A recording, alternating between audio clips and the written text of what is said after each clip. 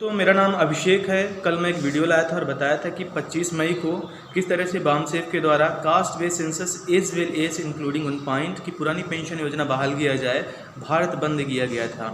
By the way 25 मई को ही मध्य प्रदेश में मंत्रालय में रमेश चंद्र शर्मा जी की अध्यक्षता में कर्मचारी कल्याण समिति की एक बैठक हुई, शिक्षकों की बैठक हुई, जिसमें शिक्षकों की मेनली 11 मांगे थी, डिमांडिंग्स थी, तो उन पे चर्चाएं हुई हैं।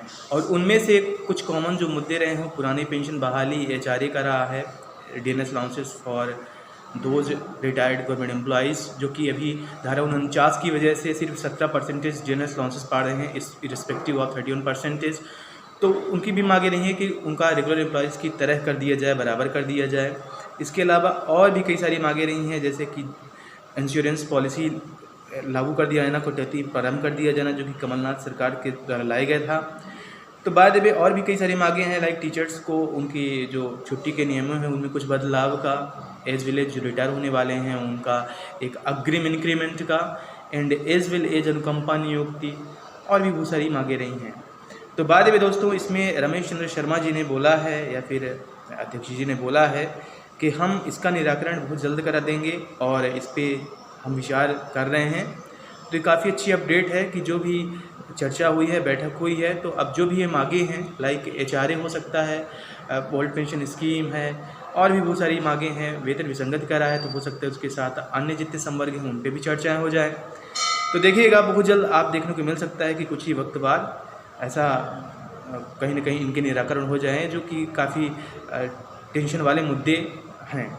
तो बाद में इसके अलावा एक और बात है कि 4 दिन बाद ही पिछले महीने का, अप्रैल महीने का जो AICPN इंडेक्स है कि महंगाई भत्ता का कितना इंक्रीज़ हो जाएगा, क्योंकि मार्च तक का 0.6 पॉइंट अभी इंक्रीज हो रहा है डीएनएस अलाउंसेस। तो कितना इंक्रीज होगा मैं आपके सामने वीडियो लाऊंगा, बताऊंगा। इस महीने के लास्ट दिन 31 मई को पता चल जाएगा। बाद में एक और क्वेरी है, एक और कंसर्न है कि देखिएगा, जब डीएनएस अलाउंसेस मिलता है या बढ़ता है तो जो छोटे तबके के एम्प्लॉयज़ रहते हैं, खासकर अगर हम मध्य प्रदेश की बात करें, तो हमेशा नुकसान पे ही जाते हैं। डीएनएस अलाउंसेस बढ़ना, उनकी सैलरी हाइक होना, ये संतोषजनक रहता है, लेकिन जिस हिसाब से इन्फ्लेशन बढ़ जाता है, जिस हिसाब से AICPN इंडेक्स का डेटा आता है, तो कहीं ना कहीं आप मान सकते हैं कि जो लोअर तबके के एम्प्लॉयज़ रहते हैं वो बिल्कुल उनसे कंट्रास्ट वाला रहता है, कि मतलब जिस हिसाब से महंगाई बढ़ रही होती है, जिस तरह से प्रोडक्ट्स के दाम बढ़ रहे होते हैं, उस हिसाब से वो छोटा तबके के एम्प्लॉय उस इन्फ्लेशन को वो फाइट नहीं कर सकता। तो वायदे भी कंसर्निंग पॉइंट्स हैं, और आप खुद मार्केट में देखते होंगे कि जो आपके सामने आंकड़े आते हैं, AICPN इंडेक्स का आंकड़ा आता है, और तो क्योंकि मैंने बताया है आपको वीडियो में, पिछली वीडियोज़ में बताया है कि किस तरह से ये अलग अलग शहरों का एक मैपिंग करके बेस बना के और डीएनएस अलाउंसेस पूरे कंट्री वाइड का तय कर दिया जाता है AICPN के अनुसार। जबकि किसी सिटी में या किसी स्टेट में इन्फ्लेशन बहुत ज़्यादा बढ़ रहा होता है और कहीं कहीं नहीं बढ़ रहा होता है। एज पर न्यूज़ रिपोर्ट्स माने तो जो अभी पिछले मंथ से है, तो जो मध्य प्रदेश है, अपना स्टेट है, यहाँ पे जो रूरल इन्फ्लेशन रेट रहा है, तो वो मान सकते हैं 10% से ज़्यादा रहा है। ये कितना चिंताजनक है। मतलब जो बैंक आपको रेट्स दे रही है, आप खुद देख लीजिए कि 5% से ज़्यादा नहीं दे रही है, अराउंड 5%।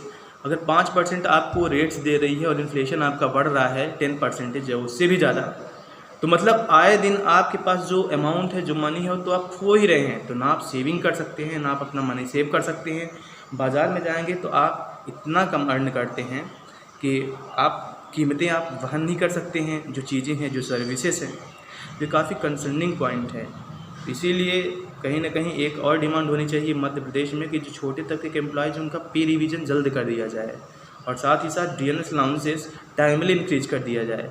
क्योंकि जो आज हम इन्फ्लेशन फेस कर रहे हैं, हम नहीं बात करते हैं कि और ज़्यादा कितना, हम आंकड़ों के अनुसार ही जाएं, लेकिन कम से कम 34% तो तक के हिसाब से होना चाहिए, जबकि हिसाब से सेंट्रल गवर्नमेंट ने किया है। और जैसे मैंने आपको बताया कि मध्य प्रदेश का जो इन्फ्लेशन रेट है वो तो और जगह की मुकाबले काफ़ी ज़्यादा है, फिर भी यहाँ हम लोग डीएनएस अलाउंसेस कम पा रहे हैं, एंड एज वेल एज दूसरी तरफ महंगाई ज़्यादा फेस कर रहे हैं।